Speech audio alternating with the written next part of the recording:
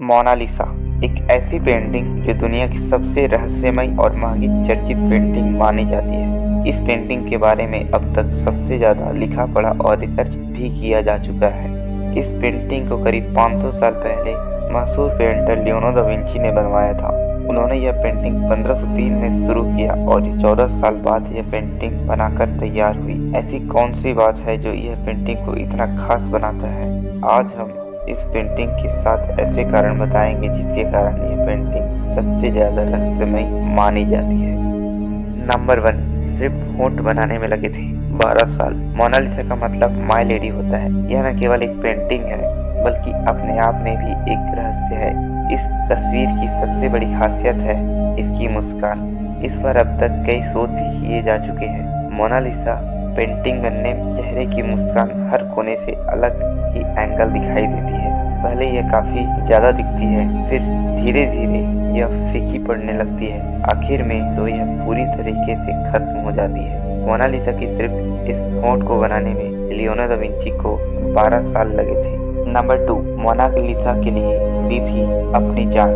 France के एक artist heist max पैरो ने 23 जून 1852 को पेरिस के होटल की छत से कूदकर अपनी जान दे दी। वह मोनालिसा की रहस्य मुस्कान और सुंदरता के लिए पागल था। उसने अपने सुसाइड नोट पे लिखा था कि वह मोनालिसा से प्यार में पागल है। इतना ही नहीं, म्यूजियम में इस पेंटिंग को कई लव लेटर फ्लावर भी मिलते हैं। मोनालिसा के प्यार में पागल लोग इससे आगे लव लेटर छोड़कर जाते हैं। नंबर 3, 14 साल में बनी थी यह पेंटिंग। इस पेंटिंग को बनाने के लिए लियोनार्डो दा विंची को 14 साल लगे थे।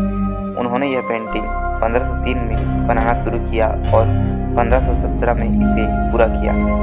इस पेंटिंग को बनाने के लिए 30 से भी ज्यादा लेयर्स का इस्तेमाल किया गया है। इसमें से कुछ इंसानी बाल से भी बारीक थी। पेंटिंग देखने में बड़ी लगती है लेकिन यह काफी छोटी है। यह 30 बाई 21 इंच की है। इसका भार 8 किलोग्राम है। इसे पेपर पे व कैनवस पर नहीं बनाया गया है। यह पॉपुलर की लकड़ी और ऑयल के पेंट के साथ बनाया गया था।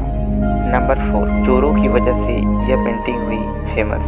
यह पेंटिंग शुरू से इतना ज्यादा फेमस नहीं था। जब रीस लूव म्यूजियम पेरिस से यह चोरी हो गई 21 अगस्त 1911 को, इतने बड़े म्यूजियम से पेंटिंग चोरी हो जाना बहुत बड़ी बात थी। इसकी चोरी होने के बाद पहला शक पेंटर पॉल्को पिकासो पर गया था, लेकिन उनसे पूछताछ के बाद इल्जाम उन पर से हटा दिया गया। काफी खोज के बाद पता लगा कि इसे म्यूजियम से ही एक कर्मचारी वर्कर विंसेंजो पेरोगिया ने चोरी किया था। वह इस पेंटिंग को वापस इटली लेकर जाना चाहता था। उनका मानना था कि यह पेंटिंग इटली की धरोहर है। इटली में इसे कुछ समय रखने के बाद इसे वापस म्यूजियम में रख दिया गया था। वही विंजो को इसके लिए 6 महीने की सजा हुई थी, लेकिन इटली के लोग उन्हें इसके लिए देशभक्त मानते हैं।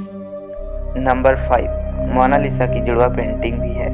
माना जाता है लियोनार्डो दा विंची के एक छात्र फ्रैंसिस्को मेल्जी ने इसकी जुड़वा पेंटिंग भी बनाई थी। यह स्पेन की राजधानी मैड्रिड मेक्सिको पार्दो में रखी गई है। 1514 और 1516 के बीच उनके एक स्टूडेंट ने मोनालिसा का एक न्यूड वर्जन भी बनाया था, जिसकी हाथों बॉडी की पोजीशन असली की तरह ही है। इसे मोना वाना कहा जाता है शायद यह पेंटिंग भी लियो ने ही बनाई थी।